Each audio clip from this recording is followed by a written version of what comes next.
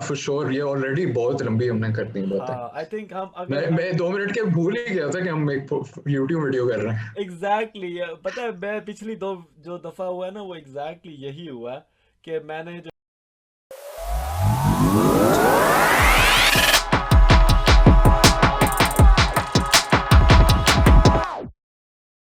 Hello और अस्सलाम वालेकुम।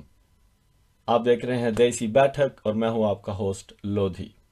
देसी बैठक अपनी नौयत का पहला प्रोग्राम है जिसमें हम आपको आपके फेवरेट रैपर्स, प्रोड्यूसर्स, डांसर्स और उन तमाम लोगों से मिलवाएंगे जो किसी भी तरह देसी हिप हॉप के आर्ट फॉर्म को आगे बढ़ाने में मस्बत किरदार अदा कर रहे हैं। और मेरे आज के मेहमान बिल्कुल इस डेफिनेशन पे पूरे उतरते हैं। उनका नाम ही उनका तारुफ है। He is the man with the message. रखा मंटो का तंज और जालिब का जोश जिंदा। Welcome Iqbal. Thank you for having me Lodhi भाई। No worries, bro. You know, it's a pleasure. It's an honor, bro. It's like I said, it's not.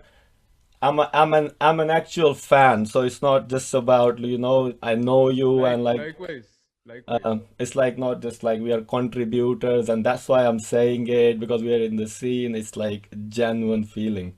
Um, तो bro बड़े टिपिकल इंटरव्यू क्वेश्चन से स्टार्ट करते हैं। ऑब्वियसली लोग आपको जानना चाहते हैं, आपके बारे में जानना चाहते हैं।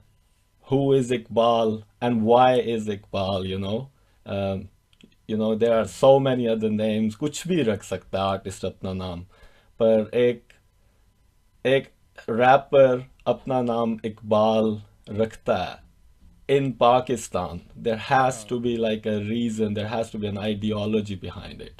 So that's where I think हम यहाँ से शुरू करते हैं, that who is Iqbal? बड़ा उफ हुआ इकबाल।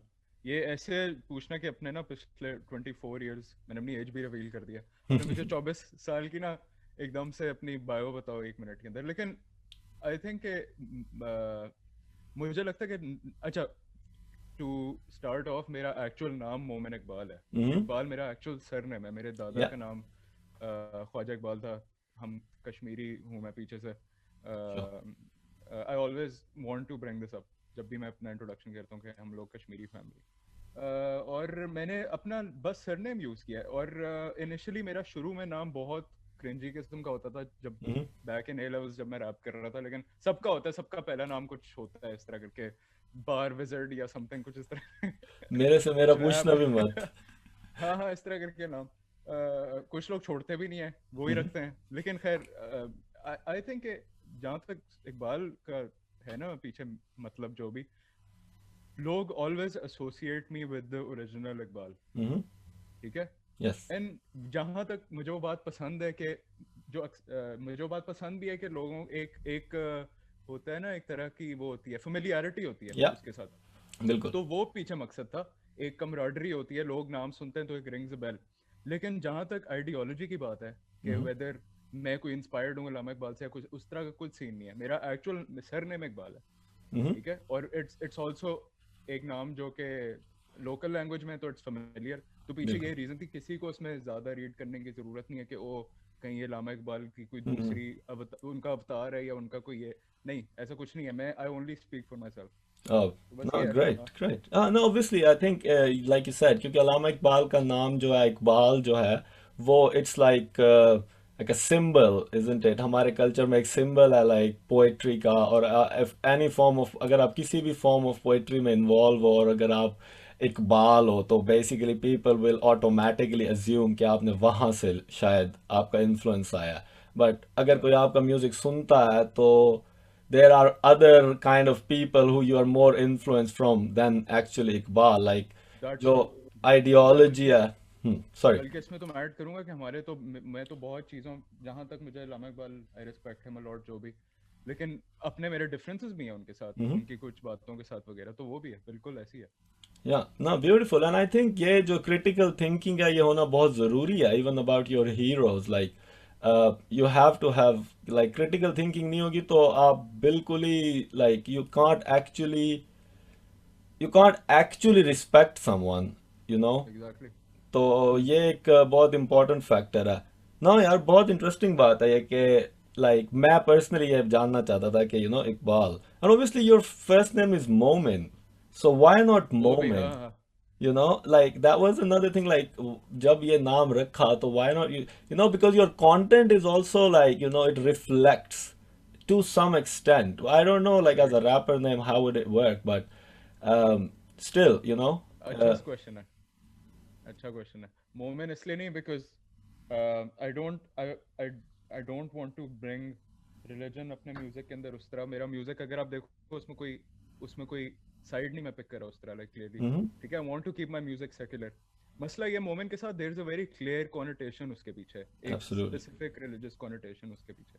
तो मैं बिल्कुल नहीं चाहता था कि हाँ वो उसके अंदर इन्वॉल्व हो, तो इसलिए I went with my surname. अगर पहला नाम यूज कर सकते हो। और वैसे भी एक मजे का बात ये भी कि मोमिन अल्लामा इकबाल ने भी बहुत यूज किया, मर्द बिल्कुल, मोमिन मैं आ रहा था इस बात पे एग्जैक्टली। तो उस तरह भी होता है। लेकिन मैं अपना फर्स्ट नेम, मैं आई will be honest, the only दो लोग जो मेरा फर्स्ट नेम यूज करते हैं वो मेरे करीबी, मेरे माँ बाप, मेरा नाना नानी, बस।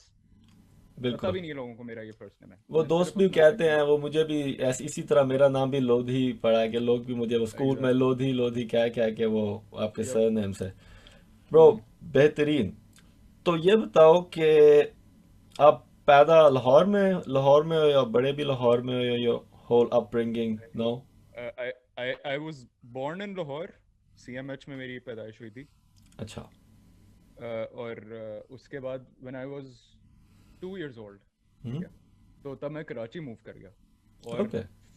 From 2 till I think 14 15, which is basically मेरी जो होती है ना सोशलाइजेशन के स्टेजेस होते हैं, प्राइमरी बिल्कुल। सेकेंडरी वगैरह। हम्म। तो मेरे जो मेन हिस्सा है ना, जो बच्चे को रिफॉर्म करने वाला टाइम होता है, जिसमें बच्चे का जो होता है ना एप्टीट्यूड मोल्ड हो बनता रहा है, होता है। हम्म। हाँ मोल्ड हो रहा होता है, बिल्कुल।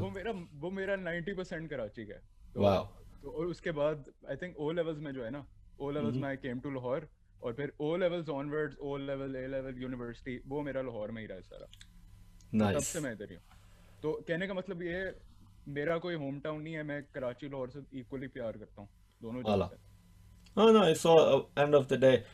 The reason behind, sometime to establish कि अच्छा यार आप कहाँ पे बड़े हुए हो, या all those things, वो मेरे ख्याल में ये होता है कि आपको किस चीज़ ने इन्फ्लुएंस किया, like हर जगह डिफरेंट शहर में कल्चरल डिफरेंसेस हैं, चीज़ें बदलती हैं। हाँ लाइक आई सेड, लाइक मैं बहावलपुर में बड़ा हुआ हूँ, सराइकी कल्चर और वो सब। तो I think that's one of the thing, like to establish, to explore the personality right. of the artist, जहाँ भी आप बड़े होते हो, it really हाँ। has a big influence on you. तो and what is the thing जो कराची में सबसे ज्यादा चलती है?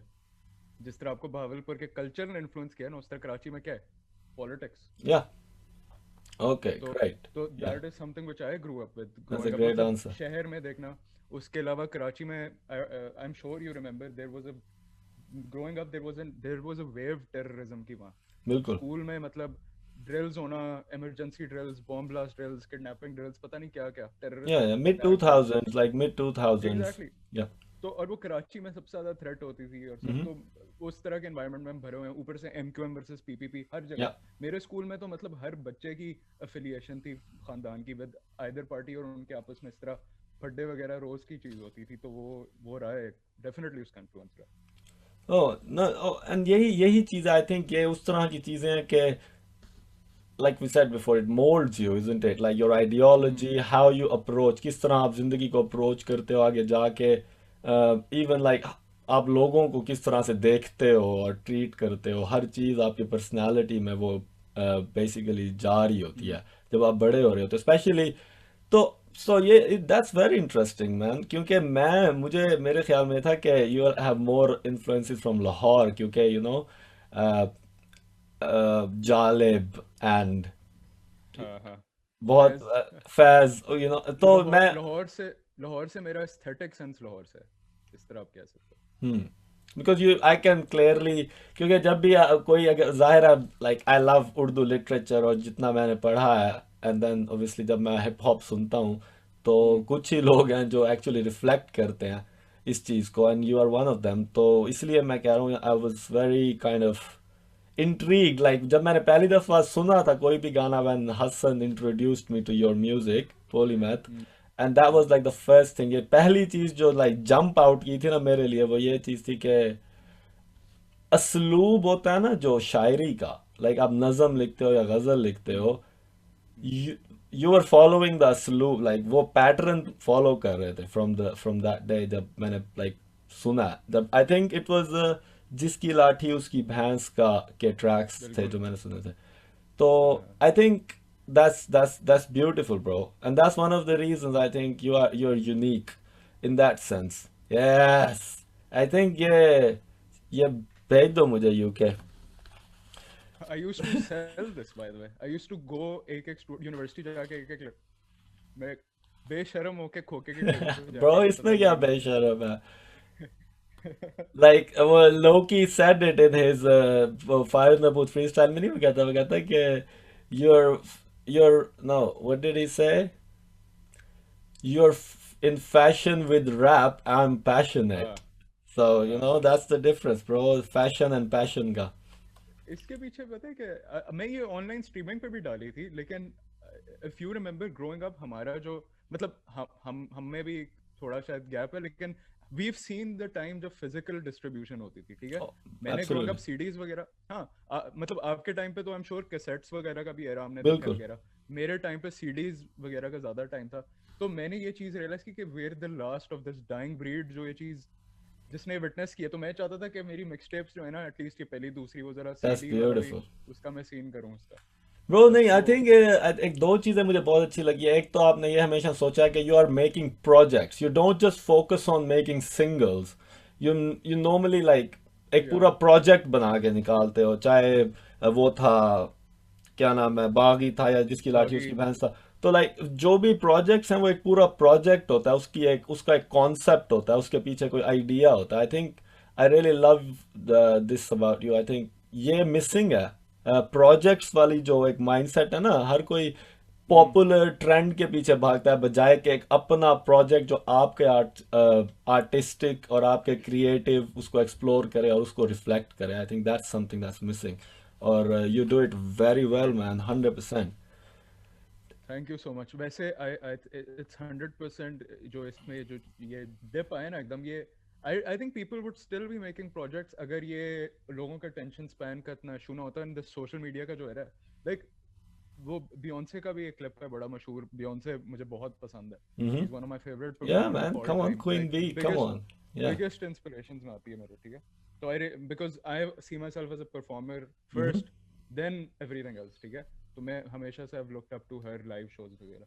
तो उस वो बता रही थी कि पीपल का टेंशन स्पैन बस ये होता है, they look for like 10 second का फेवरेट पार्ट फॉर टिकटॉक वगैरह। ऐसी एंड है। I will be honest, there is nothing wrong अगर आप सिंगल्स वगैरह भी कर रहे हो। मैं भी थोड़ा थोड़ा सिंगल्स की तरफ आऊंगा, क्योंकि Mm-hmm. लोगों का अटेंशन स्पैन नहीं है प्रोजेक्ट्स के लिए। लेकिन उसमें अगेन, इफ यूर जिस तरह हमने बोला, if you're hopping on trends उसके लिए सिर्फ कर रहे हो तो इट वोंट लिव लॉन्ग, ठीक है। मैं अब जो सिंगल्स निकाल रहा हूँ, मेरी कोशिश ये है कि वो यही हो, बस मैं अपने प्रोजेक्ट को किसी तरह कंडेंस करके जो उसमें जितनी इंफॉर्मेशन या बातें थी वो मैं सिंगल में करके निकालूं। तो Hmm. हाँ, ये इस तरह प्रोसेस चल रहा है। सिंगल्स अब आ रहे हैं इंशाल्लाह। बट डू यू थिंक कि जब आप कोई सिंगल निकालते हो, चाहे आप उसमें जितना भी कंटेंट कंडेंस कर दो, उसका जो इम्पैक्ट होता है, and I am not talking about like numbers, like I am not talking about the numbers, you know what I am saying, I हाँ, एम हाँ, talking about the emotional actual emotional impact. Exactly exactly. हाँ, तो I think do you think it's the same, it has the same, I what do you think about that? इसका same kind of impact होता है? I think अगर आपको 4 tracks में वही बात करते हो या वही बात आप एक ट्रैक में करते हो।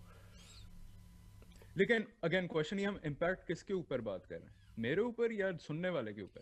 क्योंकि अगर मैं हम सुनने वाले के ऊपर बात कर रहे हैं, सुनने वाला 4 ट्रैक्स एक साथ नहीं कंज्यूम करेगा, वो हम्म नहीं करेगा। तो वो हम्म इम्पैक्ट जो है वो टेक्निकली जाया हो रहा है। वो आपके ऊपर तो कर रहा है, आपको एक खुशी मिल रही है, चलो ठीक है, लेकिन it's not going through to the consumer जो सुन रहा है वगैरह, जिस तक आपने मैसेज पहुंचाना है। इतनी हैवी बातें करने का क्या फायदा 4 गानों में, अगर उसने सिर्फ शुरू के 20-20 सेकंड सुनने हैं हर गाने के, समझा? वेरी तो वो, इंटरेस्टिंग। हाँ, तो आपका इफ योर मैसेज इज ये, this is something which I had to realise eventually, कि अगर मेरा मैसेज लॉस्ट हो रहा है, this is one of the reasons why I switch to Urdu. क्योंकि इंग्लिश में मेरी पेन गेम, मुझे लगता है कि वो शायद probably if not as good, वो ज्यादा अच्छी थी हम्म उर्दू से। लेकिन लोगों तक नहीं पहुंचा था, यहाँ के लोग नहीं समझ सक रहे, मैं बात यहाँ की कर रहा हूँ लेकिन मेरी जुबान कुछ और है। बिल्कुल तो ठीक किस है, तरह वो मैसेज लोगों तक पहुंचेगा? बिल्कुल ठीक लोग है। बिल्कुल क्लूलेस होते थे। एक पॉइंट पे मैंने रियलाइज किया कि मैं मेरे जो गाने थे ना, सिर्फ महदूद मतलब रिस्ट्रिक्ट हो गए थे वहां तक। जो स्लैम पोएट्री की वर्कशॉप्स वगैरह होती हैं वहां जाके मैं करता था, एक हम्म। सर्टन क्लास सुनती थी, एक सर्टन क्लास में चल रहा था। मैंने कहा नहीं, इसको तोड़ना है। अगर अवाम की बात हो रही है तो अवाम की जुबान में बात होनी चाहिए। एब्सोल्युटली। नहीं फिर ब्रो मैं ये बात कह रहा था कि आप फिर ये इससे एक और फॉलो अप क्वेश्चन जनरेट होता है कि जब हम्म। आप बनाते हो music, do Yep. You think about the target market और you think about the self expression, and उन दोनों में से कौन सी चीज कितना को लीड करती है आपके डिसीजन को कि the type of music you want to make? आप समझ रहे हो कि वो कौन सी चीज ज्यादा बड़ा कैटलिस्ट है, आपके टारगेट ऑडियंस या आपका सेल्फ एक्सप्रेशन? सेल्फ एक्सप्रेशन 100% सबसे पहले आता है, लेकिन इधर मैं ये बात बोलूंगा, मैं म्यूजिक बाद में देता हूँ। And this this might sound weird, लेकिन उसका विजुअल एलिमेंट मेरे माइंड में पहले आता है, और हम्म। उसका emotional element. There is a ठीक। Certain emotion and a certain visual which I am trying to create लोगों के हम्म। सर में। ठीक है, पीपल विल रियलाइज। ये बात और क्लियर होगी इफ यू लुक एट, अभी देखेंगे कि मेरी एक वीडियो आने लगी, उसमें इस तरह की चीजें हैं बहुत। और सब माया की वीडियो अगर आप देखो, और ये एक तरह की मैं अपनी अपनी एक तरह का गेम प्लान दे रहा हूँ, लेकिन हम्म। मेरे माइंड में ना वीडियो की फील और ओवरऑल प्रोजेक्ट का जो इमोशनल इम्पैक्ट है वो पहले आता है, हम्म। और लिरिक्स बाद में आते हैं।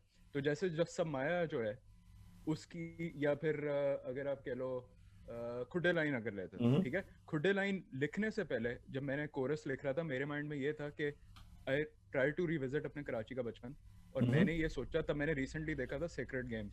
सही। ठीक है, तो मैंने ये सोचा कि अगर सेक्रेड गेम्स जैसा शो कराची के हालात के ऊपर, या जो भी, इवन तो मैं उसमें बात पूरे मुल्क की कर रहा हूँ, लेकिन मैंने कहा अगर उस तरह का शो कराची में बने तो उसकी किस तरह की फीलिंग होगी।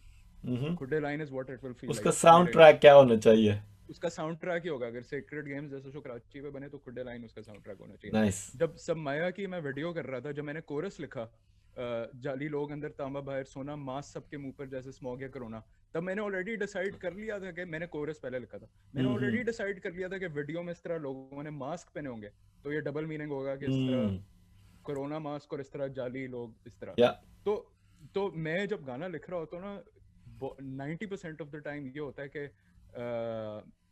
the video is the visual effect उसका, और जो feeling that I'm trying to communicate, whether it's grief, whether it's anxiety या जो भी है, whether it's bringing attention to a certain topic जो हमारी सोसाइटी में टबू कंसिडर किया जाता है, ठीक बिल्कुल। है, जैसे हरासमेंट पे बात करना, तो वो पहले, बाद में उसके हिसाब से लिखना। और सेकेंडली जो सबसे दो मेन चीज़ें, एक तो ये, और दूसरा सबसे इम्पोर्टेंट चीज़ है लाइव शो। या मैं हमेशा गाना इस तरह लिखता हूँ कि वो मैं लाइव फॉलो शो आपको पूछने वाला था ये कि आई हाँ, थिंक यू डू राइट कि लाइव शो को दिमाग में रखे कि इसको लाइव परफॉर्म कि कितना कैसे किया जा सकता है। बिल्कुल। लाइव कैसे किया जा सकता है। इसलिए यू विल सी, जब मेरी इंस्टा पे आप जब भी मेरे शोज की वीडियो देख लो, आधा टाइम क्राउड गा रहा होता है, कि वो लिखे इस तरह गए हैं कि हम्म। उसमें क्राउड की इन्वॉल्वमेंट हो। ठीक है, तो इस तरह मैं क्राउड के लिए भी एक पोर्शन छोड़ता हूँ, अपने लिए भी छोड़ता हूँ। अपने पोर्शन मैंने जितनी लिरिसिज्म झाड़नी है झाड़ दूंगा, हम्म। लेकिन जो क्राउड वाला पार्ट है वो क्राउड के लिए है, वो हम्म। उनके लिए रिजर्व्ड है। बिल्कुल इट ठीक शुड है। बी समथिंग व्हिच स्टिक्स इन या their mind, and it should be something which summarises the entire song. तो ये होता है। ब्रो द थिंग इज, ये तो आपने अब ट्रेड सीक्रेट बता दिया लोगों को, बट अच्छा दूसरी बात ये है कि ये आसान काम नहीं है। हाँ हाँ, ये अच्छा, तो गूगल भी कर सकते हैं, पर कर सकते हैं या नहीं, बात ये है। बस to sum it up, I am not a studio rapper, I am a live performer, बस ये फर्क है। Oh, to and sum I've it up. seen it, and I have seen it. Like, मैं खुद इस बात का like a witness हूँ that you made a dead crowd I shout, bro, noise, make like I made I them move. Trust me, I absolutely hate जो recording process होता है ना वोकल्स का, मुझे बहुत बुरा लगता है। हम्म। अब बाकी लोगों को आप देखते हो, दे सेलिब्रेट वो चीज़ के, अच्छा ऐसे चर्च पी रहे हैं और वाइब कर रहे हैं और रिकॉर्ड हम्म। कर रहे हैं। मुझे वो चीज़ बहुत बुरी लगती है, जो हम्म। रिकॉर्डिंग। मुझे वो फाइनल जो पैकेज बनता है ना, वीडियो और सब, और उसको जब मैं स्टेज पे जाके करता हूँ, और वो मुझे वो चीज़ पसंद है। ओके, सो लाइक उस क्वेश्चन का आपने वैसे ही मेरे आंसर कर दिया। मैं एक चीज पूछना चाह रहा था कि अगर लाइक मैं आपसे ये कह रहा था कि इसको ना ऑर्डर ऑफ इम्पोर्टेंस में रखना। मैं आपको चार चीजें देता। एक थी ठीक है। राइटिंग टेक्निक, दूसरी थी हाँ टॉपिक, तीसरा था जो सॉन्ग की मेलोडी है, और चौथा था हाँ जो how you present the final product. इसमें से किसको किस ऑर्डर में आप इम्पोर्टेंस दोगे? सो व्हाट्स सो फिर से बताओ ना। So technique, your writing technique is the first, हाँ हाँ topic is the second, the melody of the song is the third, and fourth is like the presentation, like like you said, the whole project with the video, उसको लोगों तक। Presentation presentation number one definitely. हम्म। अगर if I am losing my point, नहीं अगर मेरा point बहुत अच्छी तरह कम्युनिकेट हुआ है लेकिन वो प्रेजेंट अच्छी तरीके से नहीं हो रहा, वो लोगों के दिमागों में कभी नहीं जाएगा। कि मतलब no one will it will never be impactful. तो हम्म। प्रेजेंटेशन नंबर वन है। ठीक ठीक। है। Number two would be topic, या फिर टॉपिक्स, जितने भी टॉपिक्स हैं। ठीक हम्म। है, प्रेजेंटेशन, टॉपिक्स, और फिर होगा मेलोडी, और फिर एंड पे होगा टेक्निक। टेक्निक एंड पे। लाइक आला। टेक्निक मैं सिर्फ तब यूज करता हूँ जब it adds to what I am trying to say. If हम्म। It's not adding to what I am trying to say तो करने का मतलब समझ रहे हो, आई नो। फिर फायदा क्या है? या अगर आप कुछ कह नहीं रहे तो फिर जितनी मर्जी तेज कह लो, क्या फायदा? Yup, exactly. तो ना, ब्यूटीफुल। चलो अब आते हैं जरा फन पार्ट पे ना। तो अब बताओ मुझे कि पहली वर्स ओ क्या नो। लिखी थी? अच्छा, पहली वर्स मुझे वो कभी याद नहीं है? भूलूंगा। कभी अच्छा। नहीं भूलूंगा, हाँ हाँ कभी नहीं भूलूंगा। बिकॉज बड़े ऑकवर्ड टाइम पे मैंने लिखी थी। दिस वाज 11th ग्रेड में। हम्म। मेरा अगले दिन था इस्लामियात का ओ लेवल्स का एग्जाम। ठीक है। फरखंदा नूर की और बुक। हाँ, फरखंदा नूर की किताब। लेकिन उससे भी मजे की बात, शायद याद हो आपको, हमारे टाइम पे अभी भी होता है, गेस्ट पेपर निकल आता है बिल्कुल। कि हाँ मेरे तो टाइम पे तो बहुत ही मेरी, होता था। हाँ गेस्ट पेपर आ जाता था और पता होता था कि इसमें से लाइक 90% सवाल आ रहे ही आने हैं। तो मेरी बिल्कुल। तैयारी बड़ी अच्छी थी। ठीक है। और मैंने कहा मेरे पास टाइम है, मैं क्या करूं, अगले दिन पेपर था। तो मैंने इस्लामियात के अपने ओ लेवल एग्जाम से एक रात पहले बैठ के, बजाय कि मैं पेपर के लिए पढ़ता, मैंने बैठ के अपनी पहली रायम लिखी। और उसका नाम था चैंपियंस या समथिंग ऐसे करके, इंग्लिश में था, मुझे याद नहीं है उसकी बार्स। सही लेकिन वो कोई। मेरी पहली थी। मुझे अपनी पहली, दूसरी, तीसरी, चौथी सारी याद है बाय द वे। अल्लाह। लेकिन हाँ, हाँ इस तरह। तो this was 11th grade. Allah. 11th grade में लिखा था। 11th तो grade मेरी so तो मेरी क्या एज होगी? तो तब I was this is 2014, yeah, so you 97। were like 17, 16, 17 was it? हाँ 2014 माइनस 1997 कितना बना? 97, 14, हाँ 17। हाँ वो 17। हाँ, मैंने कहा मेरा मैथ्स ठीक है ब्रो। अच्छा। हाँ 17। तो ये बताओ कि what is your favorite bar that you wrote? उफ, हाँ जैसे ही आपने बोला ना, मैंने कहा इतना मुश्किल होगा पिक करना, लेकिन immediately there is one that stands out, and it's also very relevant आजकल जो हो रहा है। हम्म। देखेंगे कि जो सेकंड वर्ड्स की पहली बार है, औरत के जिस्म में कौम की इज्जत ना ढूंढ, खुद ही लूट कर पूछे कौन कौन पाक है, 1971 तो रखा ढका कर हमसे पर लगती सब कल की बात है। उफ। ये होगी डेफिनेटली। लेकिन नाइस। हाँ, I love it. Is good. मैं आज सुबह ही सुन रहा था। I was listening to it this morning actually. और वो उसमें द वर्ड प्ले ऑफ ढका, और like yup, it's it's it's ढका। It's beautiful man. जी तो ब्रो, आपने हिस्ट्री पढ़ी है आई बिलीव? हाँ, सॉरी। ये हिस्ट्री और political science. History and political मैंने साइंस। हिस्ट्री और पॉलिटिकल साइंस पढ़ी थी यूनिवर्सिटी से, और वो मैंने इसलिए पढ़ी थी। वो मैं उससे इसलिए इस फील्ड में गया था। उससे पहले मेरा जो बैकग्राउंड था ना, वो अकाउंटिंग, इकोनॉमिक्स, इन सब्जेक्ट्स का था। लेकिन फिर मैंने यूनिवर्सिटी में आके स्विच कर लिया। और पहले मैं बड़े क्विंटेसेंशियल कॉमर्स टाइप सब्जेक्ट्स पढ़ा था, लेकिन मैं इस तरफ इसलिए आ गया क्योंकि आई वांटेड टू परसू अपना पैशन। मैं जनरली पैशनेट भी हूँ इन सब्जेक्ट्स के बारे में, लेकिन more importantly I wanted to do something जो मुझे एज ए रैपर फैसिलिटेट करे, हेल्प करे लिखने में वगैरह। मेरा सारा मटेरियल आप देख लो वहीं से आता है, फ्रॉम बिल्कुल। व्हाट आई नो फ्रॉम, हाँ, माय एजुकेशन वगैरह। कहने का मकसद ये है, मैंने जिंदगी के जितने इस तरह के इंपॉर्टेंट डिसीजंस लिए हैं, एकेडमिक डिसीजंस लिए हैं, कुछ भी इस तरह के, वो हमेशा I always kept like rap at the centre के उसको किस तरह मैं फैसिलिटेट कर सकता हूँ। तो It's हाँ, ये around your सराउंड, around हाँ, rapping. Yeah. Everything surrounds rap के किस तरह, हाँ। Beautiful. तो bro, like तो वहीं से segue लेते हैं. It's very much like how what Loki did, isn't it? Like Loki actually went out, university के पीएचडी करके, इवन दो कि उसकी एल्बम सेल हो रही थी और वो शोज कर सकता था कहीं भी जाके, सो इट्स वेरी लो किस्क of you, isn't it?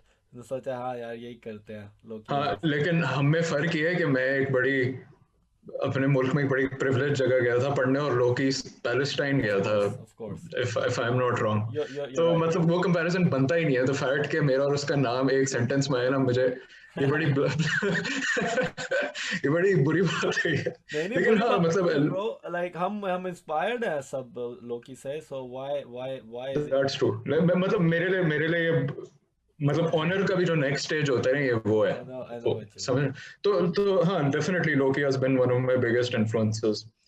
Loki, Immortal Technique, Vinnie Paz, Jedi Mind Tricks वाले सारे जो थे, या यस डेफिनेटली ये सब। हाँ हाँ नो, और जाहिर है उसका वो एक अगेन लाइक हम talked about like backpack rapping और वो सारा जो स्टाइल आता है एक, वो वहां से आया, और ऑब्वियसली ब्रो, लॉकस्मिथ, ये सब, locksmith, you know, come on, locksmith is the man. मैं अगला नाम पैशनेट लेने वाला एमसी, था। या पैशनेट एमसी।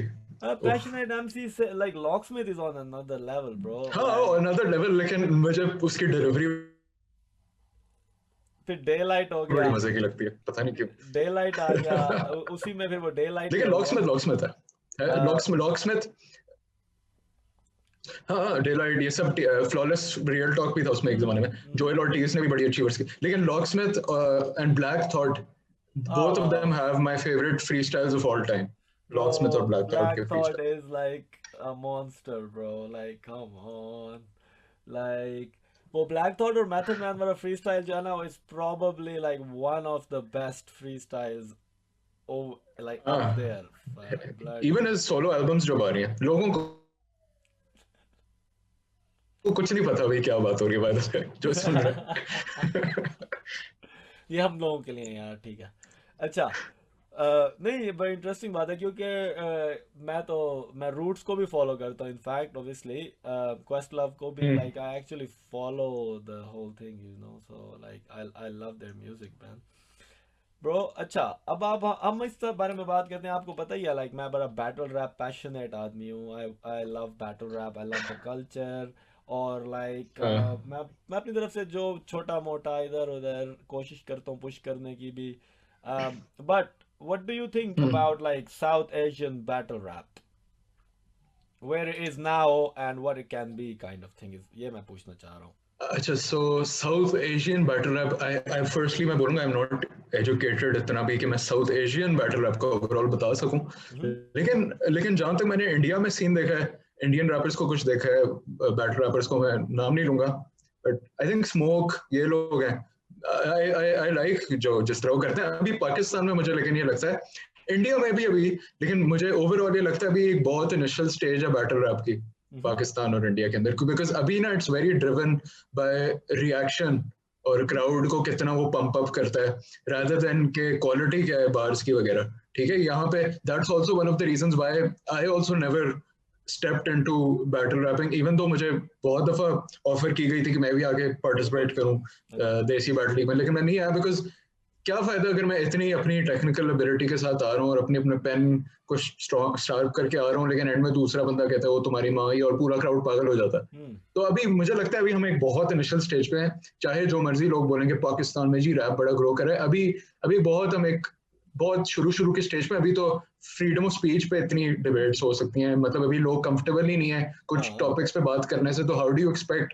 कि इतना एलियन बाहर का कॉन्सेप्ट एकदम से आके यहाँ पे पॉपुलर हो जाएगा? बहुत टाइम लगेगा मुझे लगता है। डिजास्टर अब लाइक अगर हिटलर मोस्टैच में आ जाता है एक जू के सामने, वो आयरन सोलोमन वाली बैटल है ना, हाँ, और या वो मैं घी पहन के आ गया डम्बफाउंडेड की बैटल में कुरियन से बैटल, तो बात ये कि I am more the Asian than you.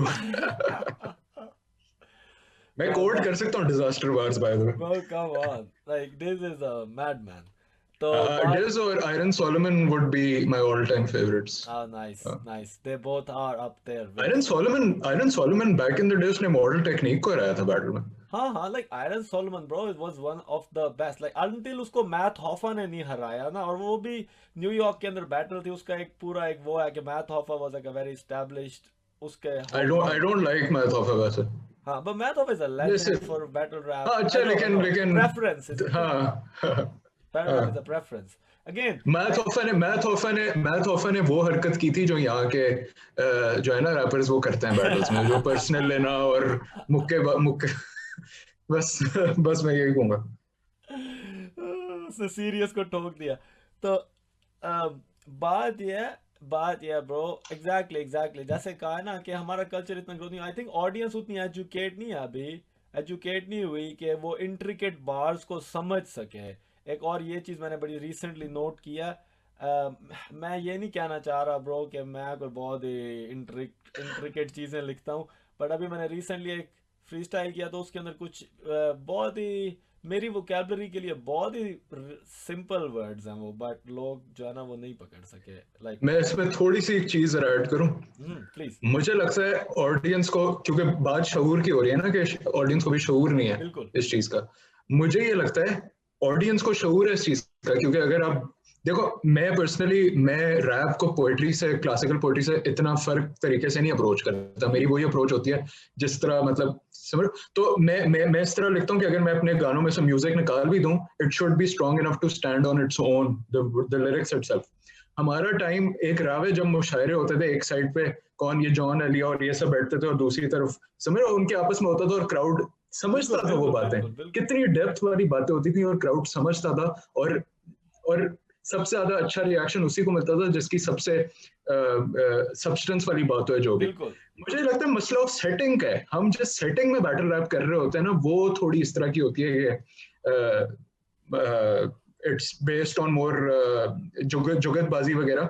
लेकिन अगर हम उसकी थोड़ी सेटिंग में भी बेहतर करें या जो भी और नो, तो मे बी वो हो सकता है। दैट्स अ गुड पॉइंट, उसको अपने कल्चर में ढालने की कोशिश करें। हाँ बिल्कुल, उसको थोड़ा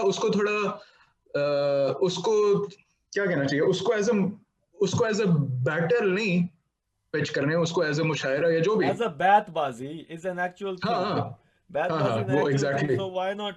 मैंने ये आइडिया फ्लोट किया हुआ है, आई थिंक अब हम लाइक उन चीजों पे जा रहे हैं जो आगे आने वाली है। लेकिन द थिंग इज के मैं ये करता हुआ हूं bye the way, for 3 straight years मैं अपनी बार्स लेके स्लैम पोएट्री में जाता था बगैर म्यूजिक के। मैं सिर्फ वहां जाके अपनी बार्स प्रेजेंट करता था और वहां मेरे सामने जो लोग होते थे ना, यकीन मैं बता नहीं सकता उनका कलाम और उनका पूरे दास्तान लोग अपने उठा के आते थे जिसमें उनकी शायरी होती थी, और मैं यहाँ नलायक किस्म का रैपर अपनी बार्स लेके आता था। और वो मैं सिर्फ इसलिए करता था ताकि मुझे पता चले कि मैं जो लिख रहा हूँ उनमें एक्चुअली इतनी स्ट्रेंथ है कि वो म्यूजिक के बगैर खड़ी हो सके खुद। ये मेरा असूल है। मैंने उस दिन इनकलाब से मेरी बात हो रही थी तो मैंने उसको एक बात बोली, मैंने कहा कि अगर आप उसको पेपर पे लिख के पढ़ो और अगर वो पैटर्न फॉलो नहीं करता नज़म का या गजल का, या 100%। वन ऑफ देम, लाइक या तो आप इमेलगमेट करते हो नज़म और गजल को क्योंकि आपका रैप फ्लो स्विच करता है, अगर वो दोनों में से कोई भी पैटर्न फॉलो नहीं करता, आई डोंट नो कि वो इफेक्टिव राइटिंग है या नहीं। I am very doubtful about it, क्योंकि जबान का effective without the music, हाँ, effective without the music, yeah no I'm talking about effective without the music, I'm talking about just the poetry की sense नहीं है जब वो स्लूब ही, जब वो पैटर्न ही फॉलो, जब rules, there are some rules of poetry, को रदीफ काफिया उसका कोई असूल होता है, उसका कोई वजन होता है, उसका कोई उसके अंदर एक मैं कहता हूँ कॉन्टिन्यूएशन ऑफ थॉट होती है, स्पेशली जब आप नज़म की बात कर रहे हो, ठीक है ना। तो आई डोंट नो, आई थिंक मैं अब उस तरह की लिटरेचर वाली बातों में जा रहा हूँ, शायद लोगों को पता ही नहीं होगा कि नज़म और गज़ल में फ़र्क क्या होता है, हम लोगों को क्या समझाने बैठेंगे ये। लेकिन पॉइंट यहाँ पे ये है, इसीलिए हम इस नज़म और गज़ल में नज़म और गज़ल में तकरीबन वो फ़र्क है जो रैप और नज़म में फ़र्क है। आप समझ गए मैं क्या कह रहा हूँ? बिल्कुल समझ गया। नज़म और गज़ल में वो फर्क है। फिर जाहिर है जब ये लोग कहते हैं कि भाई एक चीज नसर है और नज़म है, तो नज़म हर चीज नज़म है, गज़ल भी नज़म है, रैप भी नज़म है, हर चीज नज़म है। But then you bifurcate and you say okay सब कैटेगरीज क्या है, नज़म और गज़ल में वही फर्क है, व्हाट यू सेड, बट नज़म और रैप में या गज़ल, लाइक इट्स यू कैन, नज़म को आप रैप कर सकते हो, which you do a lot, then आप गजल को भी रैप कर सकते हो, क्यों नहीं कर सकते? नज़म आप गजल को भी रैप कर सकते हो। आई ट्राइड टू, दीवाना अल्ताफ हुसैन हाली थे ना, उनका रिस्पांस था टू गजल। उन्होंने फिर नज़म शुरू की थी, मुसद्दस हाली आई, और फिर उसके मैं आप ये कह सकते हो कि नज़म एक गजल को रिस्पांस करने के तरीके में, कि लोग अब गजल नहीं डाइजेस्ट कर सकते, तो ये this is the new thing. तो अब वो वक्त आ गया कि अच्छा, लोग फिर एक वक्त आ गया कि लोग नज़म का वो अटेंशन स्पैन नहीं होता था, स्टेमिना नहीं होता था, तो rap became the new thing. अच्छा, ये इज लाइक, बिल्कुल ठीक है। ये this is the response to नज़म। तो इस तरह, हाँ इसी तरह अब कल को कुछ और आ जाएगा, मम्बल रैप आ गया ना। बिल्कुल है। नहीं, एक और चीज भी आई थिंक कि किसी ना किसी फॉर्म में, पर एक मेरी बात इसको मुझे बताना, एंड व्हाट्स योर ओपिनियन, कि आई थिंक किसी ना किसी फॉर्म में जो प्योरिटी है ना पोएट्री की, वो किसी ना किसी फॉर्म में रहती है, चाहे मम्बल रैप आ जाए या कुछ भी आ जाए, लेकिन किसी ना किसी 100%। फॉर्म में एग्जैक्टली उसकी वो आई थिंक वो रहता है, कहने उसके बाकियात रह जाते हैं, क्योंकि poetry is 100%। Like a very deep thing, like ये लोगों की हाँ, आप सबकॉन्शियस में खुद ही देख बैठी लो, है। जिन चीजों पे हम जज करते हैं एक बंदे के पेन को, मेटाफर्स, सिमिली, ये डबल मीनिंग्स, पंच ईडियम्स, लाइंस, ये सब क्या है? एलिट्रेशंस, हाँ ये बिल्कुल। ये वही फंडामेंटल्स हैं जो नज्म के भी हैं, सेम है। बेशक। ओ, तो अगर आप कोई मुहावरा इस्तेमाल करते हो, अगर आप कहते हो डूबते को तिनके का सहारा चाहिए, हाँ पे हाँ अगर आप बार बना सकते हो, तो you are superior writer than the guy who can't, like इसमें हाँ। कोई शक नहीं है। अगर अवाम को पसंद नहीं आता तो अवाम की मर्जी है, but on the basis of like Urdu language technique, bro हम्म आप बेहतर हो, इसमें कोई शक नहीं है। ये this particular right piece of writing is better than the writing without a metaphor in it. तो I think that is a definite, क्योंकि वही बात है ना ब्रो, हमने ये बात पहले की है, reading, when you are away from reading. Akala ने अपने फ्री हम्म स्टाइल में भी बोला ना कि जब लोगों को वो करते हैं ना, उनको स्नब करना होता है किसी भी कॉम को, तो वो पहली चीज ये करते हैं हम्म। कि उनकी रीडिंग कम करते हैं, उनसे रीडिंग छीन हाँ लेते हैं बेसिकली। तो हम लोगों के साथ ये हुआ है कि क्योंकि आप जिंदगी में एक ही लाइफ एक्सपीरियंस कर सकते हो, the only way you are going to experience more than one life is to read about it. तो 100%। आई थिंक ये एक इस तरह का पर्सपेक्टिव है जो लोग मिस करते हैं। मैंने आज शमशीर बेनियाम पढ़ी, हज़रत खालिद बिन वलीद की ज़िंदगी के बारे में, या अगर मैंने सकूत बगदाद से सकूत ढाका तक पढ़ी है, टू हम्म फाइंड आउट कि हमारी मुसलमानों की हिस्ट्री क्या है। So the point behind all of that is के मुझे क्या ज़रूरत है प्रोफेसर अफजल की किताब पढ़ने की, जो मेरे दादा के ज़माने से भी पहले की थी, but the point behind that is के लाइक क्या सीन है। हाँ, होता है। कुछ लोग स्पीक फ्रॉम एक्सपीरियंस। अब मैं अपने लिए अगर बोलूं, मेरे मैं वो रैग्स टू रिचेस वाली स्टोरी नहीं बता सकता, क्योंकि हम्म मेरी वो नहीं है। हम्म मतलब I have my own struggles, जिन पे मैं कभी वक्त आए व्हेन आई एम कंफर्टेबल तो मैं उस पर बात करूंगा। लेकिन मैंने हसलिंग नहीं की जाके, जिस तरह बहुत रैपर्स यहाँ भी कहते हैं हमने की है, जो भी आई डोंट नो की होगी। लेकिन कहने का मतलब है, तो द ओनली, हाँ, the only exposure I have to यहाँ की, जो ओनली एक्सपोजर तो नहीं, लेकिन मैंने जिन चीजों से अपना कंटेंट लिया वो अगेन ये रीडिंग है। मेरे सामने मेरी पूरी लाइब्रेरी पड़ी हुई है सामने, हम्म। वहां से मेरे बहुत सारे रेफरेंसेस आते हैं। उसके अलावा मूवीज हो गए, म्यूजिक हो गया, जो मर्जी, इस तरह ऑब्जर्वेशन। लाइफ आप सिग्नल पे एक्सपीरियंस खड़े, इज ऑब्जर्वेशन, हाँ, बिल्कुल। तो इस तरह की चीजें, हाँ डेफिनेटली, हाँ definitely, they are the fundamentals मेरी चीज की। अगर मैं रीडिंग अपनी वो बार्स निकाल दूं कि जिन जो मैंने किताबों से मैंने पिक की हैं चीजें, हम्म। तो फिर मेरे आधी आधी बार्स निकल जाएंगी फिर। तो हाँ, ऐसे होता है, आई डेफिनेटली थिंक होता ये बड़े इंटरेस्टिंग चीज़ है, क्योंकि यहाँ पे ऐसे लोग होंगे जिनकी शायद पूरे कैटलॉग में शायद कोई दो भी रेफरेंस नहीं होंगे किताबों के। You get me? तो है। और आई हाँ थिंक यहाँ पे इस तरह के भी लोग हैं फिर, जिस तरह भी आपने खुद अपने बारे में बोला है कि if you take out all the book references you will only find like the rest is like 50% of it. तो वही बात है कि हाँ। ये बड़ी इंटरेस्टिंग चीज़ है, लोग कहाँ से डिराइव करते हैं अपने अपनी इंस्पिरेशन लिखने के लिए। हम्म। क्योंकि जिस तरह आपने कहा ना हसलिंग और ये सारी चीजें ब्रो, एनीवेज मैं तो इस पे बहुत लंबी बात कर सकता हूँ, क्योंकि I have seen that life, like मैंने तो नहीं देखी, मेरे दोस्तों ने देखी है, जाहिर है मैं यूके में था जब हाँ कुछ था, तो I can't claim that life, but I have seen it very closely. तो आप अगर पाकिस्तान में बड़े हुए हो तो you can not talk about the type of hustling hip hop in typical they talk about hip hop artist, you just can't. I was on streets in Pakistan. You just can't. ये बहुत ही हाँ different मतलब world ये है. फर्क है, एक हम the people we look up to, उन्होंने अपना रोजी रोटी चलाने के लिए चीज की थी, घर चलाने के Exactly. लिए. मेरा जो यहाँ पे कर रहे हैं वो वो उस तरह का सीन नहीं है. But bro, the cool element comes before the act itself. वहां पे होता है act पहले आता है, then it becomes cool. you just नब्ज पकड़ लिया आपने बात की. ये मैं बात बिल्कुल कहना हर वक्त like this is something that irritates me कि अगर आप जानते हो लोगों को जो जेल में है, जो आपके बहुत करीब थे, वो इस वजह से जेल में है क्योंकि वो अपने बच्चों को फीड करना चाहते थे, उनके पास और कोई ऑप्शन नहीं थी. और फिर आप ऐसे बंदे को सुनते हो जो पूरी जिंदगी एयर कंडीशन गाड़ी में स्कूल गया और सोया भी घर में एसी में आ पड़ा, उसको आज तक जिंदगी में कभी खाने की टेंशन नहीं हुई, और वो गाने में बोल रहा है कि भाई मुझे हसल करनी पड़ी है. Bro, you just know the spell, you only know how to spell the word, you don't know what it takes. True. It's very hardcore for me. जब आप देख, anyways, like it's a long debate for another day. मैं अपने लिए बताऊं, I can't speak किसने क्या किया किसने नहीं किया. मतलब I don't care. To be honest, I don't care. अगर कोई झूठ बोल रहा है इसके बारे में, I don't care. मुझे नहीं वो इफेक्ट करता. I just know कि मैं जो लिख रहा हूँ ना वो ऑनेस्टली लिख रहा हूँ. और एक चीज और जो अपने म्यूजिक के बारे में कह सकता हूँ, you'll notice कि उसमें सेल्फ का कॉन्सेप्ट इतना नहीं है. मेरा म्यूजिक बिल्कुल ओपिनियनेटेड नहीं होता कि मुझे क्या लगता है सही है गलत है. मेरा बस काम है जिस तरह हाँ बिल्कुल नहीं, मतलब मैं अपना ओपिनियन लाता ही नहीं हूँ. मेरा बस काम है टन्स उसमें होता है, उसमें ऑब्जर्वेशन थोड़ी सी होती है, उसमें रेफरेंसिंग होती है, ये चीजें होती हैं, और some things which I think I need to shed light on. मैं ये नहीं बोलूंगा कि मैं साइड पर खड़ा हूँ, साइड पर खड़ा हूँ, कहाँ खड़ा हूँ.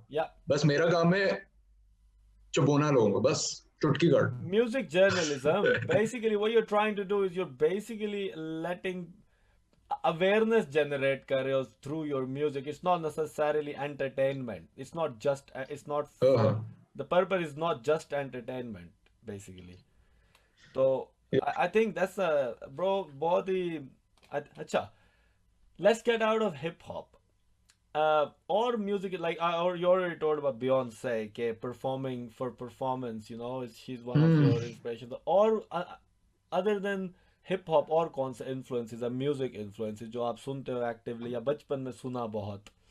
अच्छा, सिर्फ म्यूजिक की बात करनी है क्योंकि मेरे जो बहुत बड़े अगली चीजों पे भी आ रहा हूँ, बट फॉर नाउ अच्छा सिर्फ म्यूजिक की अगर बात करनी है तो जो हम जब ग्रोइंग अप न्यू मेटल जो एरा रहा है, लिंकन पार्क वगैरह, ठीक है, अवेंज सेवनफोल्ड बहुत इन्फ्लुएंस किया मुझे. I don't know if you know Avenged Sevenfold, स्लिपनॉट.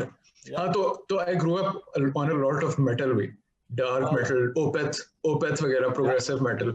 तो मैंने मेटल वगैरह का बहुत इन्फ्लुएंस रहा है. लेकिन परफॉर्मर्स में बियॉन्से वुड डेफिनेटली बी. मैं बहुत लोगों की बात बहुत करेगी, मेरे लिए माइकल जैक्सन से ऊपर है. आई डोंट केयर अगर किसी को मसला इस बात से, I don't care. I will stand by, bro, किसी को बुरी लगती है तो पर्चा करा. I will stand by this.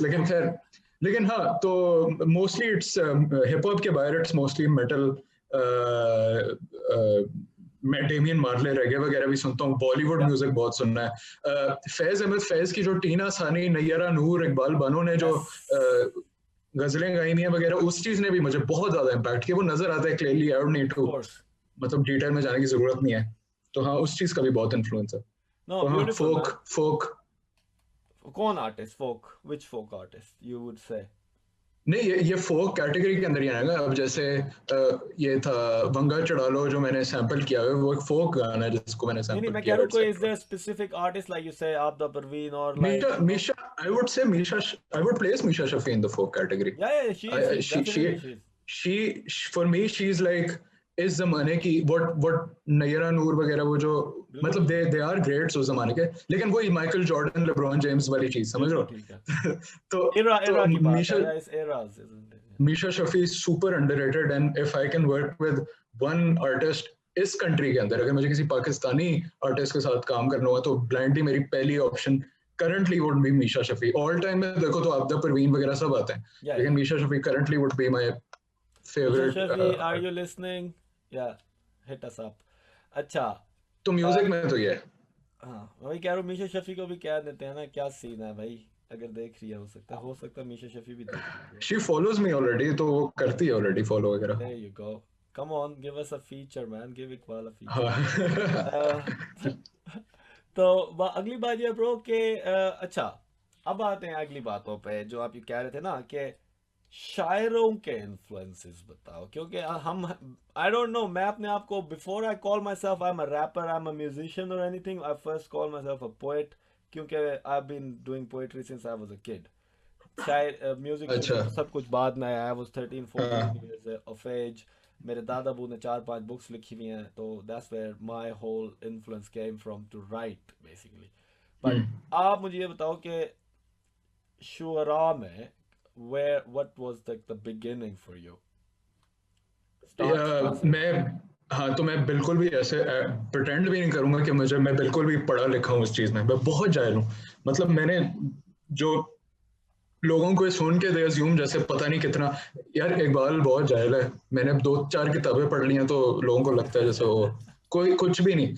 लेकिन if I had to mention जो सबसे बड़े, जो मेरे फेवरेट ऑल टाइम शायर रहे हैं, वो definitely Faiz Ahmed Faiz and Habib Jalib would be the two Yeah. जिन्होंने मुझे बहुत ज्यादा किया है इन्फ्लुएंस। लेकिन मैंने ग्रोइंग अप इमॉर्टल टेक्निक के जिनके नाम दिए थे ना, I would also place them next to these people, because उन्होंने भी मुझे उसी तरह इन्फ्लुएंस किया जितना उन्होंने किया।